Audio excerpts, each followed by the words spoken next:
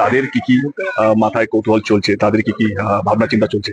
কেউ ভাবছে এখান থেকে নদী কেটে গেলে এখানে যদি বন্যা না হয়ে যায়, যেখানে বন্যা হচ্ছে। তো সেই সমস্ত ইস্যুগুলোকে আমরা দেখছি, এবং তার জবাব মানে সেটা যে কারো ক্ষতি হবে না এই ঘাটাল মাস্টার প্ল্যানটা নিয়ে, সেইটা আমাদের কমিটি মেম্বারদেরকে বোঝানো হচ্ছে, এবং তারা কাল থেকে আবার মাঠে নামবে এবং যে যে জিনিসগুলো যেখানে যেখানে আটকে মানুষের সঙ্গে কথা বলে সেই জিনিসগুলো সমাধান করার চেষ্টা করবে। দাদা, বিরোধীরা অভিযোগ করছে 1 ইঞ্চি এখনো জমি অধিগ্রহণ হয়নি এই ঘাটাল মাস্টার প্ল্যান নিয়ে, তাহলে মাস্টার প্ল্যানটা হবে? বিরোধী মানে কি? বিজেপি না, সেটা তো পার্টি মানেটা কি? বিরোধী শব্দের মানেটা কি? বিরোধিতা করবে অবশ্যই। তাহলে আর কি? লোকসভার আগে হাতিয়ার করা যায়, তো 26-এর আগে কি মনে হচ্ছে হাতিয়ার করার জন্য কি বাজেট তৈরি করা? আচ্ছা, তুমি তো রাজনীতি বোঝো। এই ঘাটাল লোকসভা কেন্দ্রে 7টা বিধানসভার মধ্যে 6টা টিএমসি জিতেছে।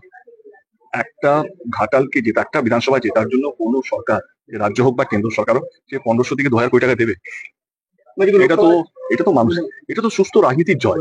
তুমি যদি একটা অন্যভাবে দেখো, এটা কিসের জয় হলো? এটা তো একটা ঘাটাল মানুষের দীর্ঘদিনের লড়াইয়ের জয়। আর একটা হচ্ছে সুস্থ রাজনীতির জয়, যে ভোটের আগে কথা দিয়েছিল এবং সে ভোট জেতার পর কথা রাখছে। এরকম যে রাজনীতি হওয়া উচিত। কে আজকে ইলেকশন আগে যে যা ইচ্ছে দাবি করে, জেতার পর সেগুলো ভুলে যায়।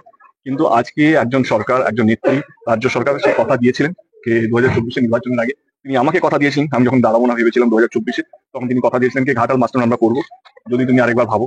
এবং আমার সত্যি কথা বলতে গেলে তখন আমি সত্যি ভেবে নিয়েছিলাম আর আমি দাঁড়াবো না।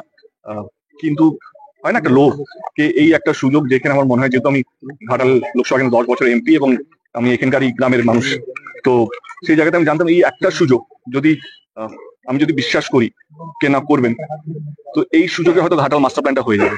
এবং আমি সেই দিন বিশ্বাস করেছিলাম দিদিকে, এবং দিদি তার বিশ্বাসের কথাটা আজকে রেখেছেন। শুধু আমাকে কথা দেননি, তিনি ঘাটাল এসছেন, যেখানে যেখানে ওনারা মিটিং করেছেন, যেখানে যেখানে সে ঘাটাল হোক, দাসপুর হোক, পাঁশকুড়া হোক, আরামবাগ হোক, সব জায়গা থেকে মমতা ব্যানার্জি তিনি কথা দিয়েছিলেন। এবং অভিষেক বাবু তিনি এসেছিলেন, তিনিও আমার সঙ্গে মিটিং করে তিনিও কথা দিয়েছিলেন। আজকে জেতার 1 বছর এখনো শেষ হয়নি। একটা রাজ্য সরকারের পক্ষে এই সময় দাঁড়িয়ে 1500 কোটি টাকা শুধু একটা প্রজেক্ট, একটা ছোট্ট বিধানসভার জন্য, যেখানে 7টার মধ্যে 6টা সিট ওনার জেতা, এটা ভোটের রাজনীতি নয়, এটা মানুষকে সুস্থ রাখার রাজনীতি। এবং এই রাজনীতিকে আমি বিশ্বাস করি, বলি যে কথা দিয়ে কথা রাখা। বিজেপি বিধায়ক বলছেন যে রাজ্য সরকারের একার পক্ষে কোনোভাবে এই প্রজেক্ট করা সম্ভব নয়, কেন্দ্রকে সাথে নিলে এই প্রজেক্ট হবে না। কেন্দ্র থেকে আছে, বিজেপি আছে, এমএলএ কার? সে তো নিজের পার্টি গান গাইবে। দাসপুরে মহামিছিলের ডাক দিয়েছে নতুন করে চন্দ্রেশ্বরের খাল খনন বিরোধী কমিটি, তারা জমি দিতে নারাজ, সেই একটা মহামিছিলের ডাক দিয়েছে 2-3 দিনের মধ্যে। কি বলতে হয়, যদি কোনো নন পলিটিক্যাল মুভমেন্ট থাকে আমরা সেটাকে সাধুবাদ জানাবো। এবার তাদের যে কোশ্চেন রাইজ হবে, তাদের দাবি, তাদেরকে এখনো ডাকা হয়নি, তাদের সাথে বসা হবে না। এবারে আজ থেকে কমিটি ফর্ম হয়েছে, আমার আমি শিওর দিচ্ছি ঘাটাল মাস্টার প্ল্যান অ্যানাউন্স মানে ঘাটাল মাস্টার প্ল্যান এক্সিকিউশন চলে। আমাদের একটা কমিটি ফর্ম হয়েছে, কমিটির মধ্যে কি কি ডিপিআর হবে, কোথায় কোথায় রুট হবে, রুট ম্যাপ গুলো রেডি হয়েছে, কি কি কাজ হবে, কোথায় সুয়েজ হবে, কোথায় পাম্পিং স্টেশন হবে, কোথায় খালকে খাল কাটাই হবে, বা কোথায় নতুন করে নদী কাটাই হবে।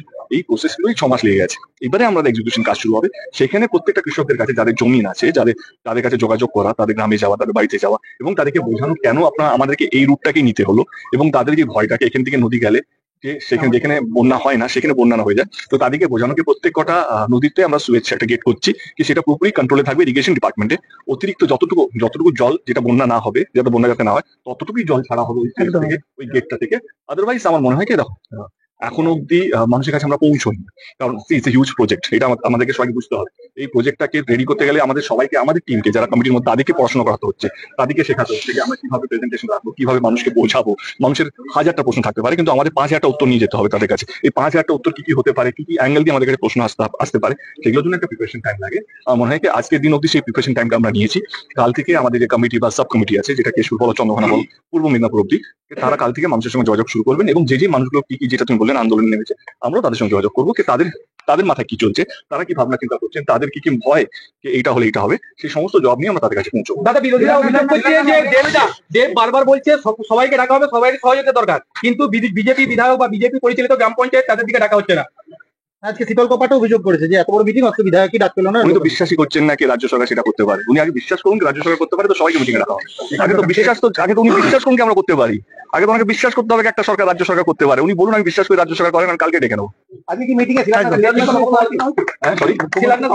এই যে যেতে আমার সিএম এর সঙ্গে হয়তো কথা বলবো, তারা ওনাকে বলবো এই যেতে আর কি কথা হবে, এবং ওনার ডেটটা নিয়ে, কারণ এটা এত বড় প্রজেক্ট, এটা ওনার ড্রিম প্রজেক্ট। এবং আমি জানি লাস্ট 1 বছর ধরে যবে থেকে আমার সঙ্গে কথা হয়েছে, আমার যতবারই দিদির সঙ্গে দেখা হয়েছে, 3টে সাবজেক্ট নিয়ে যদি কথা হয় তার মধ্যে একটা ঘাটাল মাস্টার প্ল্যান থাকেই। এবং কিছুদিন আগে অব্দি, যেদিন বাজেট হলো, যেদিন বাজেট পেশ হলো, সেদিন আমার সঙ্গে কথা হয়েছে।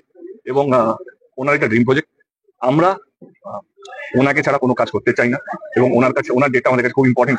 এত বড় একটা প্রজেক্ট, এত দীর্ঘদিনে মানুষের দাবি, সেটা আজকে স্বপ্ন সত্যি, মানে স্বাধীনতার পর যদি বলি পুরো মিদনাপুর জুড়ে, আজকে পূর্ব পশ্চিমে আজকে ভাগ হয়েছে, এটা তো পুরো একটা মিদনাপুর ডিস্ট্রিক্ট ছিল। আমার মনে হয় পুরো মিদনাপুর ডিস্ট্রিক্টে যদি সবচেয়ে বড় প্রজেক্ট যদি স্বাধীনতার পর হয়ে থাকে, সেটা হচ্ছে এই